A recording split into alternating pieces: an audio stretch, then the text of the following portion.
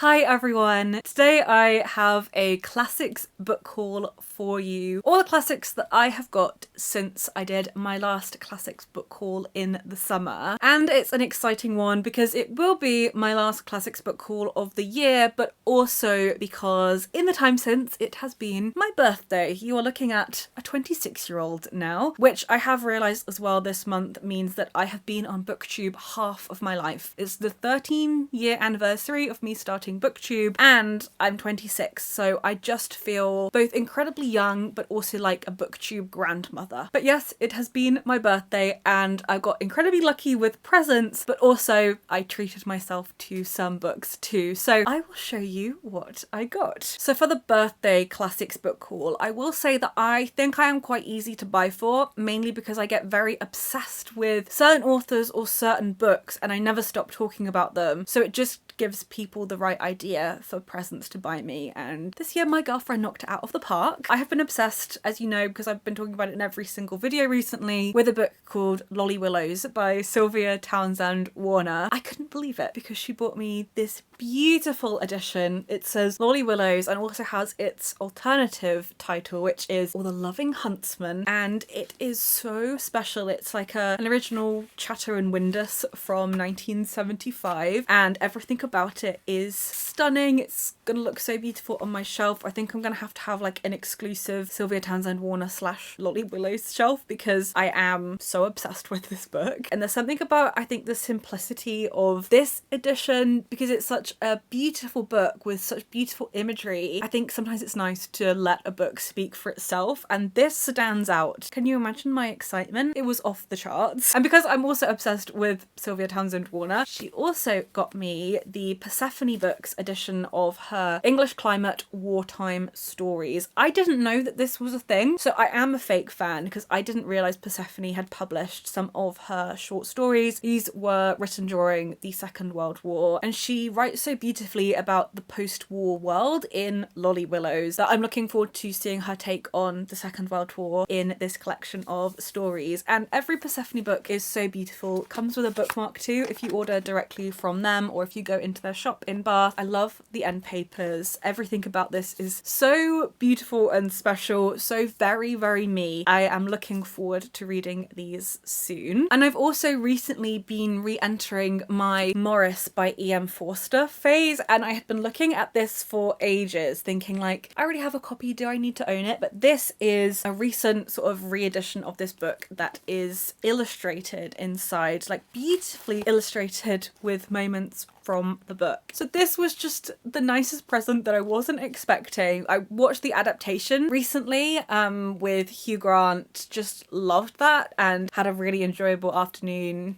just rediscovering the story. So I would like to reread this soon. I am obsessed with this and how cool it is, and it's just a book that means so much to me, and I love EM Forster so much. This is just such a welcome addition to my shelves. I also, because I have become obsessed with the Moomins this year, got this lovely map of Moomin Valley, which looks lovely next to my shelves. I am obsessed with the Moomins and with Tove Jansson, who I'll talk about a bit more in a minute. This is the loveliest present bar receiving an actual Moomin, because that is the ultimate goal, of course. And then my presents selection to self involved some books that I've wanted to read for a while, and also one that I didn't really know anything about but was so taken with the idea of reading, and that is Lucy Carmichael by Margaret Kennedy. This is, I think this has recently been republished in these Penguin Mermaid collection editions, which I think look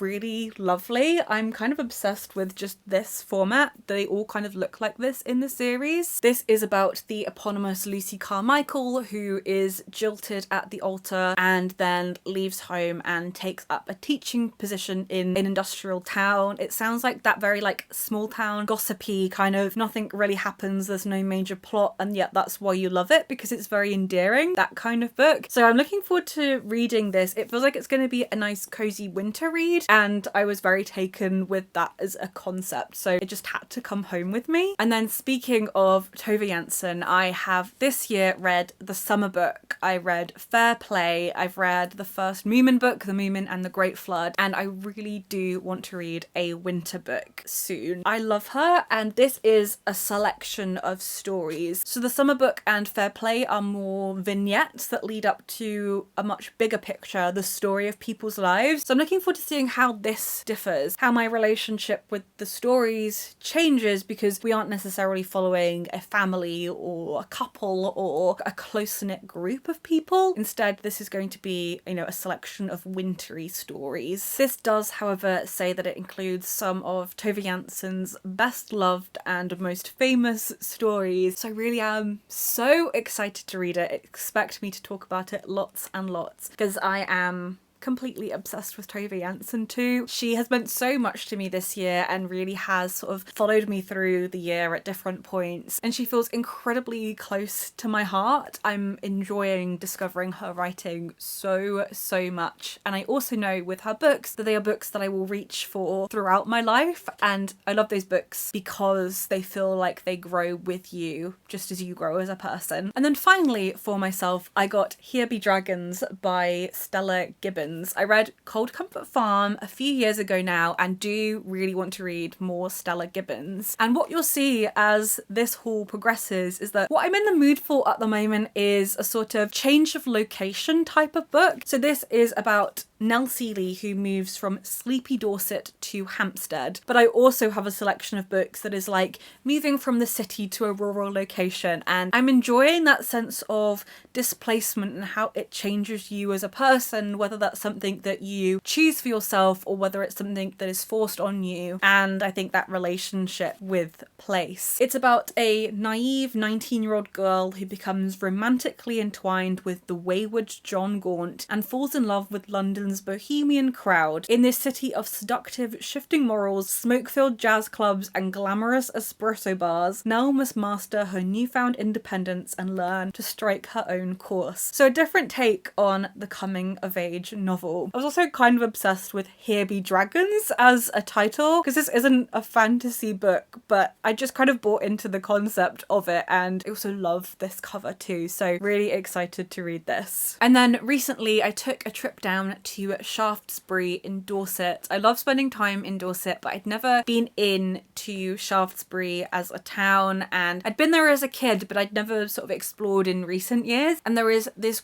gorgeous bookshop called Fold right at the top of Gold Hill, which is the iconic Shaftesbury scene. It's the one that you'll probably recognise even if you don't know anything else about it. But this bookshop, Fold, is nestled into the top of the hill, and it sells the most amazing selection of nature writing books. They also have a small fiction section. They sell so many cute prints, and I just completely fell in love with this place, and I believe they are also extending the shop too, so I'm excited to visit again in the future. But you know when you walk into a place and you're like, I'd never want to leave, I want to live here, like how do I move in? That's how I felt. I just fell in love with it at first sight. So I did get one of their amazing bookshop tote bags, which I love. I've been taking it everywhere with me. It says Land, Sea, Self on the back. I love that, so I'm representing all the time, and I bought 2 books when I was there. So the first one is Precious Bane by Mary Webb. This is a fiction book, and you might not know about Mary Webb, but she was one of the inspirations behind Cold Comfort Farm by Stella Gibbons, which is basically a parody of this book and the genre that spawned around it. You'll understand why I wanted to buy it as soon as I tell you what it's about, because it definitely fits into the genre of book that is about moving to a rural location, about escaping from a place and moving into another place, and also a different mindset, because it's about Prudence Sarn, who was born with a cleft palate for which she is persecuted as a witch by her superstitious neighbours. So she moves to rural, wild Shropshire in England and develops this profound love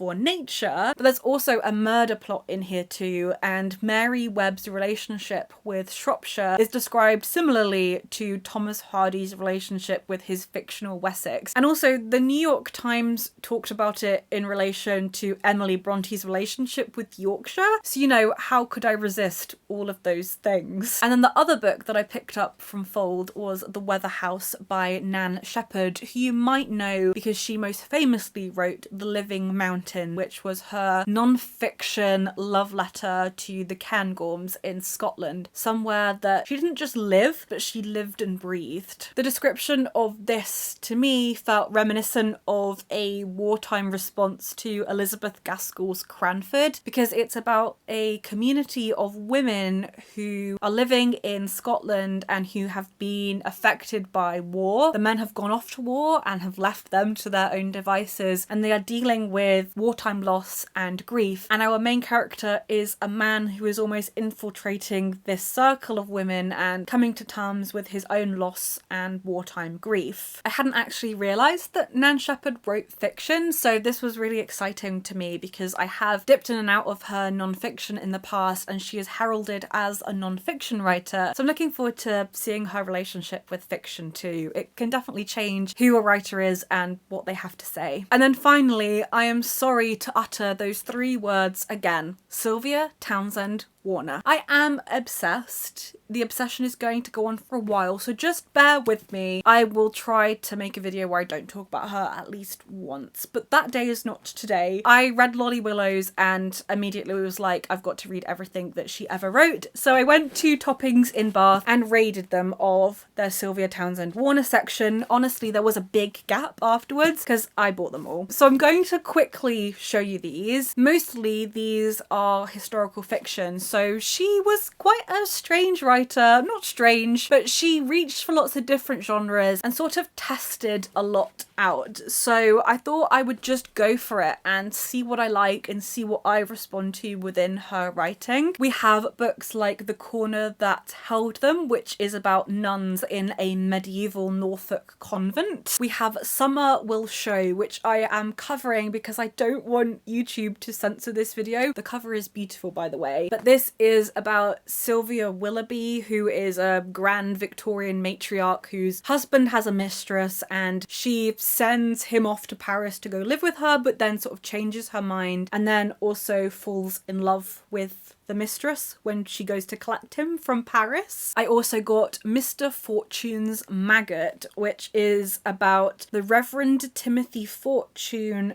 whose vocation in life is to convert the inhabitants of the remote tropical island of Fanua to Christianity. So interested to see how she tackles that one. I also got The True Heart, which I believe will be most similar to Lolly Willowes. Those two are compared quite a lot. This is about a young orphan girl who goes to live in the Essex marshes, and I think will have the most similar relationship to place as Lolly Willowes does. And then finally I got The Flint Anchor, which is also set in the Norfolk Broads. This was her last published novel and is somewhat of a family saga spanning decades and following a God-fearing Norfolk merchant who lives by Victorian values and rules over his unhappy family. I promise at some point stop talking about Sylvia Townsend Warner, but I also want to convert you all to the cause and make you read her, and I'm just so excited because I feel like I've got a great adventure ahead of me. But I will try and balance out my Sylvia Townsend Warner reading with everything else because I feel like I can't just exclusively read her,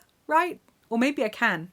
Who knows? Maybe I will, just exclusively read Sylvia Townsend Warner over and over and over again for the rest of my life, which doesn't feel like hell. It actually feels rather exciting. So that was my classics book haul of some of the books that I have bought recently. This is going to be my last classics book haul of the year because I do feel like I have got enough for now. I definitely don't need any more books. I feel like I've got what I want to read and I've got like a great big TBR pile to read over the next few months. So I do need to balance the reading with the book buying. I think the trouble is sometimes I'll discover a new author and then I want to read everything by them, which I think is partially the trouble with reading classics is that I feel like I have this collection of classics that I've curated, but I feel very confident that as the autumn draws to a close and as we get into the winter months, I basically could hole myself up in a room and I would have plenty to read until spring came around. So no more book hauls for a bit, no more book buying. I need to read what I've got. Do let me know in the comments if you've read any of these books and what you think I should read first. Also let me know if you have bought any exciting classics recently, because I would love to hear. Thank you so much for watching this video and I'll see you soon. Happy reading!